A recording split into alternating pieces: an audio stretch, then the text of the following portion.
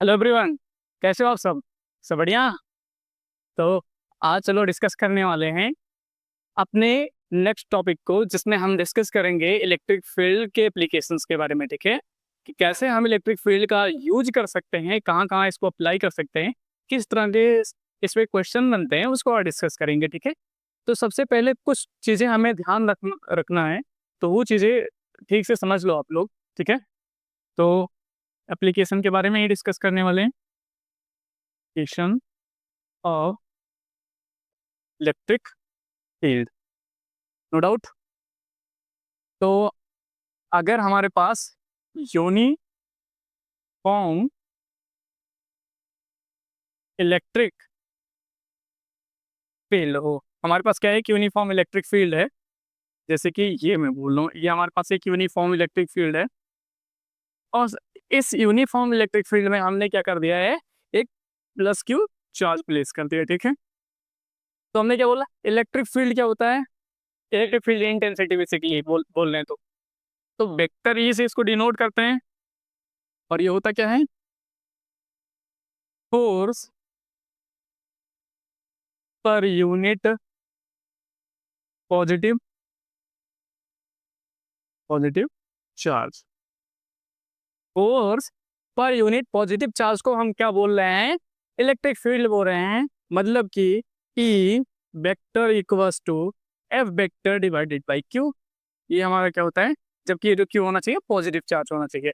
क्यों हमने इसको लिखा कि force per unit positive charge. ठीक है, नेगेटिव चार्ज क्यों नहीं लिखा। पॉजिटिव चार्ज लिखने का सेंस यही है कि उस वो जो पॉजिटिव चार्ज है, जिस डायरेक्शन में क्या फील करेगा, फोर्स फील करेगा, सेम उसी डायरेक्शन में क्या आएगा, इलेक्ट्रिक फील्ड आएगा। या हम इसको अपोजिट बोले इसका, तो ये जो चार्ज है, जिस डायरेक्शन में इसका इलेक्ट्रिक फील्ड होगा, उसी डायरेक्शन में क्या होगा, इसका फोर्स होगा। ठीक है, बात आ रही है समझ में। तो मैं इसको बोलूं, इस पे कितना फोर्स लगेगा, इस पे एक फोर्स लगेगा एफ इधर की डायरेक्शन में। तो इसको मैं कैसे लिख सकता हूं, जो हमने यहाँ पे लिखा है, E vector is equal to F divided by q. अगर यहाँ पे मैं माइनस चार्ज ले लूं ऐसे करके, तो माइनस चार्ज किधर फोर्स फील करेगा, इधर फील फोर्स फील करेगा, क्योंकि अपोजिट डायरेक्शन में होगा। लेकिन अगर मैं बोलूं इसका मैग्नीट्यूड क्या होगा, तो force F is equal to कितना हो जाएगा, क्यू इंटू ई।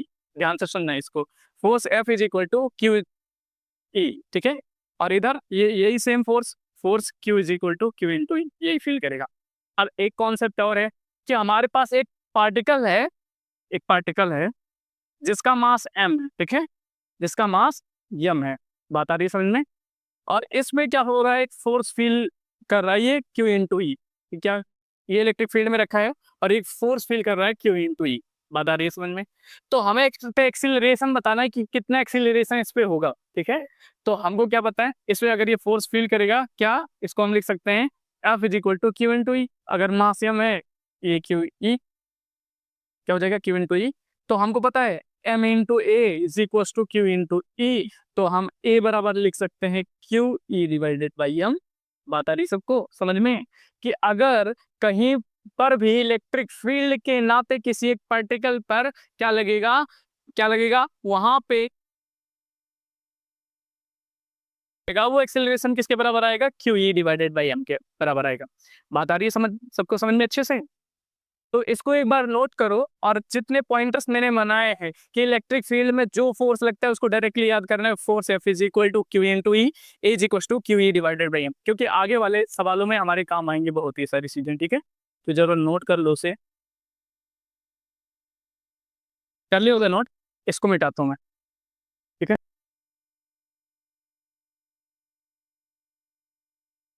हमारे पास एक प्रॉब्लम है, और प्रॉब्लम क्या है कि हमारे पास एक पेंडुलम बॉब है। देखिए, एक पेंडुलम बॉब है, और इस पेंडुलम ये पेंडुलम बॉब क्या क्या क्या है, ये अपने मीन पोजीशन से, इसका एक मीन पोजीशन है, इस मीन पोजीशन से ये थीटा एंगल पे क्या है, एक साम्य अवस्था में है, यहीं पे रुका हुआ है। ठीक है, इसका जो मास है वो m मास का है, इस पे जो चार्ज है q चार्ज है। ठीक है, और इस बॉब पे इधर की डायरेक्शन में क्या लग रहा है, कि इलेक्ट्रिक फील्ड लग रहा है। किधर की डायरेक्शन में, इधर की डायरेक्शन में एक इलेक्ट्रिक फील्ड है, और ये यहाँ से थीटा एंगल पे है, और इसका जो लेंथ है वो l है। ठीक है, तो हमें बताना है कि ये जो थीटा एंगल है वो कितना होगा। ठीक है, सोचो एक बार। ठीक, इसको ये वाला जो चीज़ है मैकेनिक्स का पार्ट है, और मैकेनिक्स के पार्ट को मैंने मगअप कर दिया किसके इलेक्ट्रोस्टैटिक के पार्ट से। तो ये इलेक्ट्रोस्टैटिक से जोड़ करके इसके सवाल बनाए जा सकते हैं। तो इसको हम कैसे हैंडल करेंगे? तो हमको पता ये बात है कि जहाँ पर भी कोई धागा आता है, स्ट्रिंग आती है और उस पे क्या होता है, तनाव आता है, तो उस पे एक टेंशन क्या लगने लगता है, टी लगने लगता है। तो इधर की तरफ एक फोर्स क्या है, टेंशन टी लग रहा है, ठीक है। सॉल्यूशन क्या है, उधर की सॉल्यूशन यही है इसका कि इधर देखो, इधर की ओर एक टेंशन टी लगेगा। और सुन, ये अगर यम मास का है तो नीचे की तरफ क्या लगेगा, एक mg भी तो लगेगा। नीचे की तरफ एक क्या लगा, एक mg लग गया। अगर ये इस पे इलेक्ट्रिक फील्ड इधर की डायरेक्शन है, तो अभी हमने पढ़ा जिधर की डायरेक्शन में इलेक्ट्रिक फील्ड होता है उधर की डायरेक्शन में एक फोर्स लगता है, और उस फोर्स की वैल्यू क्या होती है, Q इंटू ए होती है। अभी हमने पढ़ा है, ठीक। अब क्या करना, अब तो हमारे पास एक चीज होता है कि हम इक्वल कर दें इसको, ठीक है।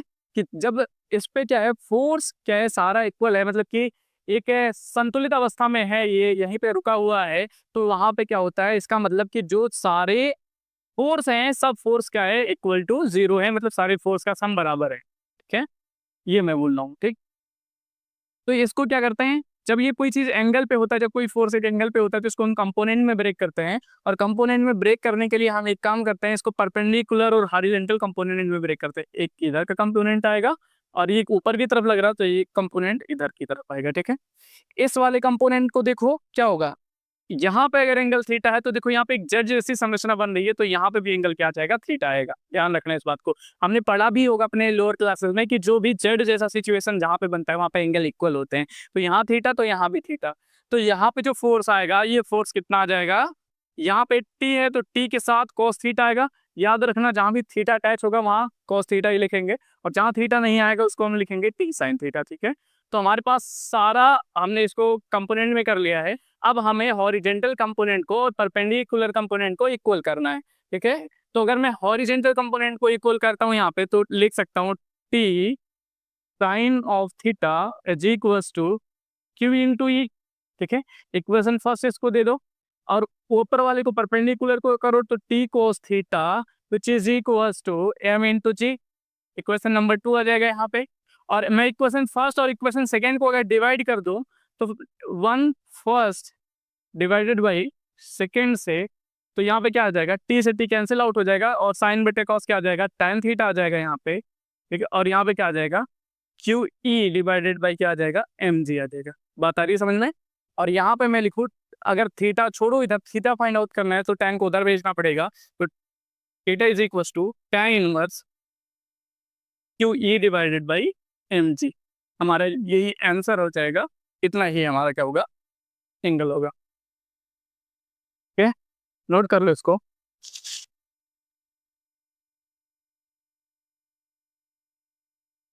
कर लिया होगा नोट। चलो अगला प्रॉब्लम डिस्कस करते हैं।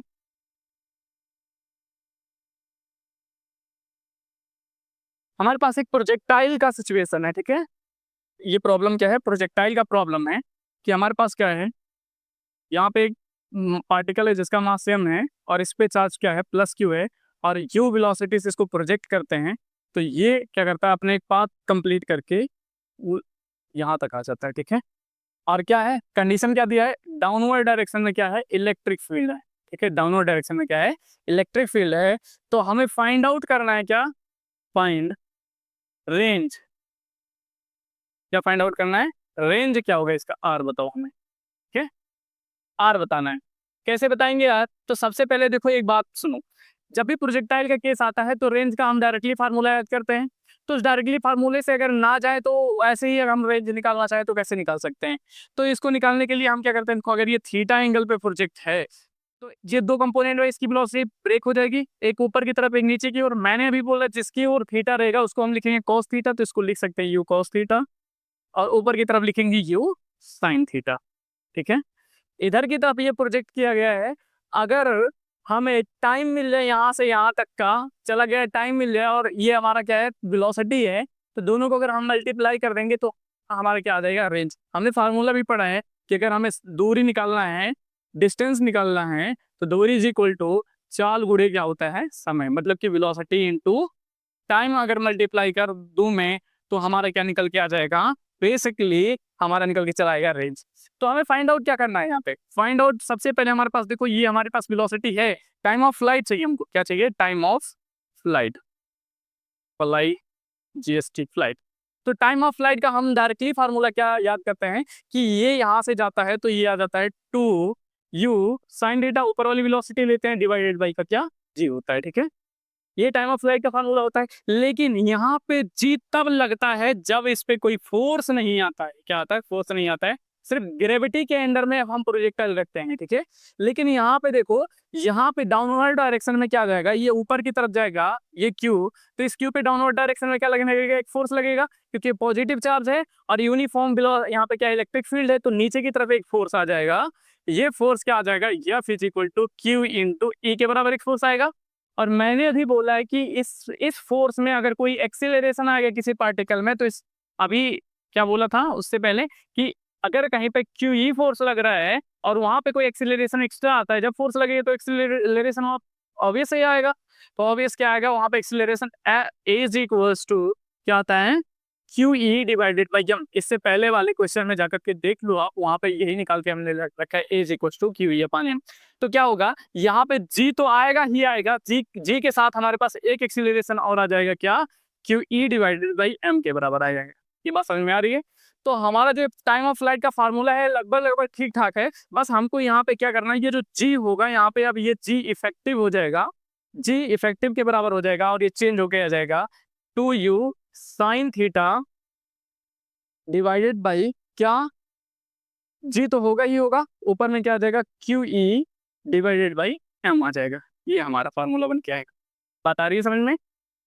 अब क्या हो जाएगा, हमारा टाइम ऑफ फ्लाइट तो निकल गया है, तो हमको पता है रेंज इक्वल्स टू आर बराबर क्या होता है, velocity, horizontal velocity, horizontal velocity multiply में क्या कर देंगे हम, यहाँ पे मल्टीप्लाई हम करेंगे टाइम का, हमने मल्टीप्लाई कर दिया टाइम का कि टाइम ऑफ फ्लाइट कितना आया। तो R is equal to u cos theta, u cos theta हमारा क्या हो जाएगा, ये हमारा हॉरिजॉन्टल वेलोसिटी इनटू का टाइम ऑफ फ्लाइट, अभी हमने क्या निकाला, 2u sign theta divided by क्या, G plus Q E divided by M आया। बात आ रही है समझ में। तो मैं अगर इसको और सॉल्व करूँ फर्दर तो क्या होगा, R R equals to U into U U square, इसको यहाँ पे लिख रहा हूँ 2 साइन थीटा इंटू में कॉस थीटा डिवाइडेड बाई क्या जाएगा, G plus Q E divided by M. अभी हमने लिखा। अच्छा बेटा ये बात देखो, R is equal to 2 sine theta into cos theta क्या होता है, साइन 2 थीटा का फॉर्मूला है, 2 sine theta into cos theta sine 2 theta. तो ये हो जाएगा u square sine 2 theta divided by g plus Q E divided by m. ये हो जाएगा, ये हमारा क्या आ जाएगा, एक फार्मूला आ जाएगा। ये बात समझ में आई, सबको समझ में आई। और देखो रेंज का फार्मूला ज्यादा डिफरेंट भी नहीं है, जो हम रेंज डायरेक्टली याद करते हैं U square 2 sine theta divided by G, ये हमारा फार्मूला होता है। अब यहाँ पे जी बदल करके जी इफेक्टिव आ गया, बाकी सब कुछ सेम ही है। देखो u square sine 2 theta g plus Q E upon m. यहाँ पे वेरी क्या हुआ, इस केस में बेरी क्या हुआ, इस केस में बेरी सिर्फ इसका एक्सेलरेशन हुआ है और कुछ नहीं हुआ, क्योंकि जो अब ये प्रोजेक्टाइल है इन्फ्लुएंस अंडर किसके आगे, इलेक्ट्रोस्टैटिक फोर्स के, क्योंकि ये इलेक्ट्रिक फील्ड में हो रहा है ये प्रोजेक्टाइल, हेंस इसकी वेलोसिटी सॉरी इसका जो एक्सेलरेशन होगा वो चेंज हो जाएगा किसके नाते, इलेक्ट्रिक फील्ड के नाते, ठीक है। तो नोट कर लो इसे।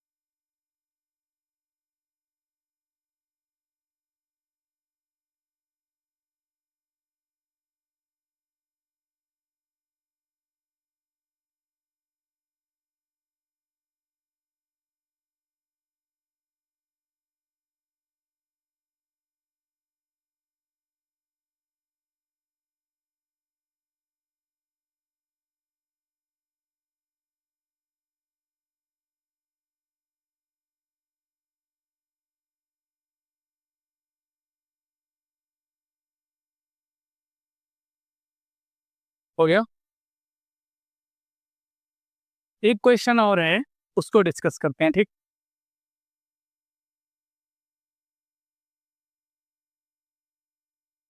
बोल रहा हमारे पास दो प्लेटें हैं, ठीक है? ऐसे दो प्लेट हैं, ठीक। इस प्लेट के बीच में डिस्टेंस डी है और इन प्लेटों की जो लेंथ है वो एल है, और यहाँ से d/2 लेंथ पे क्या रखा है, एक पार्टिकल क्यू है, ठीक है।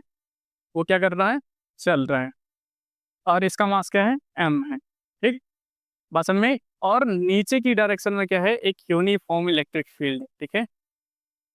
तो हमें वो मैक्सिमम स्पीड फाइंड आउट करना है, मैक्सिमम कितना होगा कि इससे ये पार्टिकल बाहर ना जा पाए, इस प्लेट से पार्टिकल बाहर ना जा पाए, कितनी स्पीड से हमको फेंकें इस पार्टिकल को कि ये उधर बाहर ना जा पाए। बात समझ में आ रही है? और ये जो u वेलोसिटी से चल रहा है, ये u velocity through out the plate ये कांस्टेंट रहने वाली है, ठीक है। क्या है सिचुएशन, फिर से मैं बता देता हूँ। दो प्लेटें हैं जिसका लेंथ l है, ठीक है। d सेपरेशन d है, d/2 के डिस्टेंस पे क्या है, पार्टिकल m है जिस पे चार्ज प्लस q है, और एक इलेक्ट्रिक फील्ड यूनिफॉर्म है जो नीचे की तरफ लग रहा है। तो हमको वो मैक्सिमम स्पीड बताना है जहां पर ये जो u है वो जाकर के बाहर ना जाए इस वाले प्लेट से, ठीक है।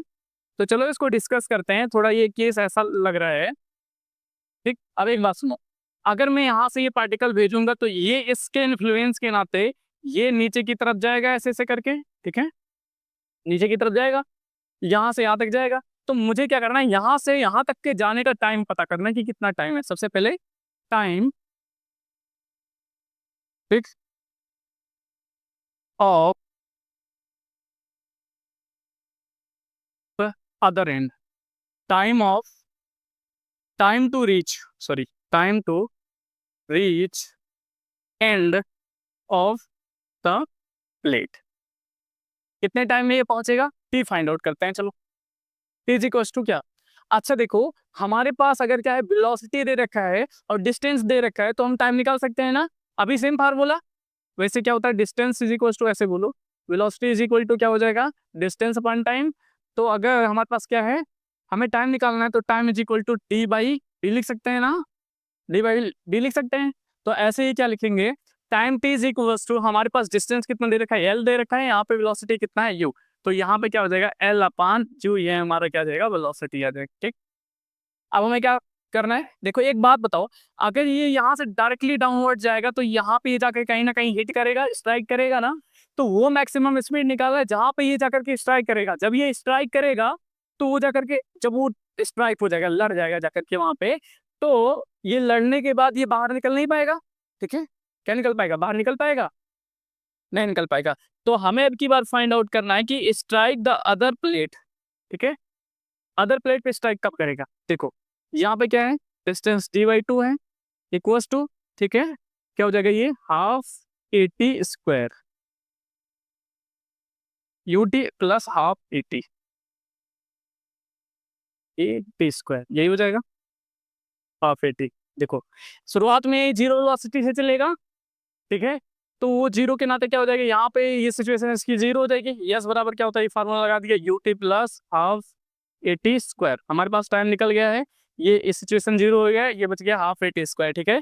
तो मैं क्या करता हूँ इसको, d/2 which is equal to 1/2, यहाँ पे a कितना आने वाला है, अभी हमने बनाया कि कभी भी जब कोई पार्टिकल किस में जाएगा, अंडर इलेक्ट्रोस्टैटिक फोर्स यानी इलेक्ट्रिक फील्ड में जाएगा, तो वहां पे एक एक्सेलरेशन आएगा। वो एक्सेलरेशन की वैल्यू क्या हो, अभी हमने फाइंड आउट किया, a बराबर क्या होता है, QE/m के बराबर होगा।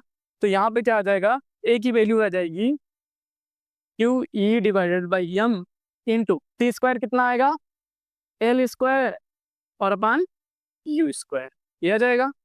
तो क्या होगा, ये 2 से 2 कैंसिल हो जाएगा।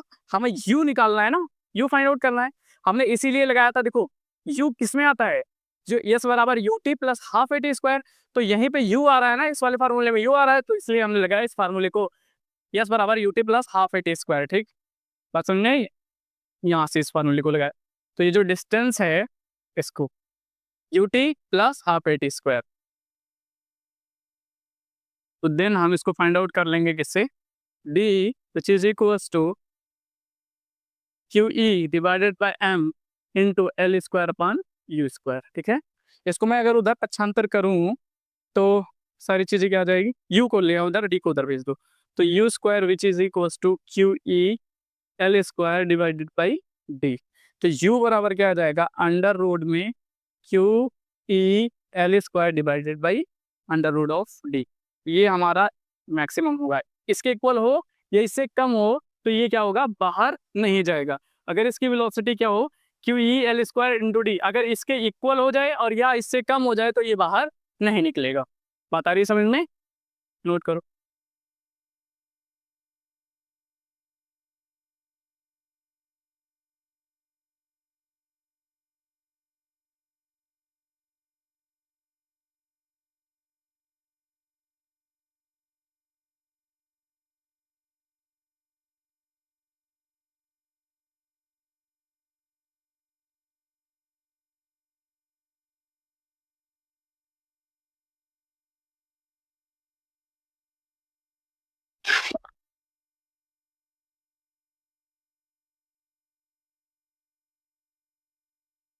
कर ले नोट, मिटाओ से। ठीक, तो चलो ठीक है।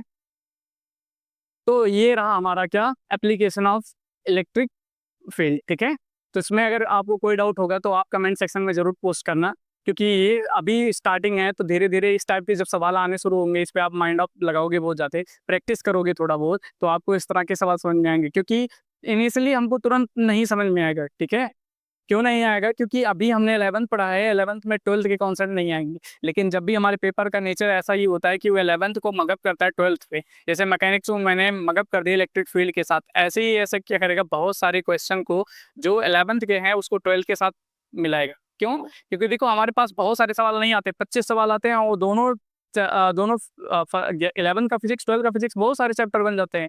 अब वो बहुत सारे चैप्टर इस बन जाने के कारण क्या होगा, वो सारे चैप्टर से क्वेश्चन नहीं पूछ सकता है।